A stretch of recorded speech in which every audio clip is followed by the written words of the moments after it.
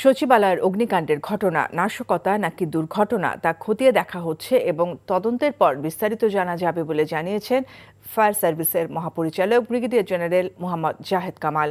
সকালে সচিবালয়ে অগ্নিকাণ্ডের ঘটনাস্থল পরিদর্শন শেষে সাংবাদিকদের একথা জানান তিনি। অগ্নিকাণ্ডের ঘটনায় উচ্চ পর্যায়ে গঠিত তদন্ত কমিটি কাজ শুরু করেছে বলেও জানান তিনি।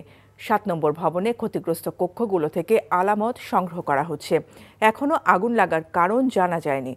রাজনীতিবিদ ও অন্তর্বর্তীকালীন সরকারের উপদেষ্টাদের কেউ কেউ এই আগুনের পেছনে ষড়যন্ত্র আছে বলে মনে করছেন, যদিও সরকারের পক্ষ থেকে বলা হয়েছে তদন্ত শেষ হওয়ার আগে এ বিষয়ে নিশ্চিত করে বলা যাবে না। গত বুধবার মধ্যরাতে প্রশাসনের প্রাণকেন্দ্র সচিবালয় আগুনে পুড়ে গেছে। স্থানীয় সরকার, পল্লী উন্নয়ন ও সমবায় সহ 5টি মন্ত্রণালয়ের বিভিন্ন নথিপত্র। আমরা তদন্তের কাজটা শুরু করছে, এখনো আমাদের পক্ষে কোনো কিছু বলা সম্ভব না। আমরা ভিজিট করেছি, সবাই তদন্ত চলছে। আমি একজন তদন্তের মেম্বার, আমি তো মন্তব্য করতে পারি না। অগ্রগতি হচ্ছে, কালকে 3:30টায় আমরা আবার বসবো।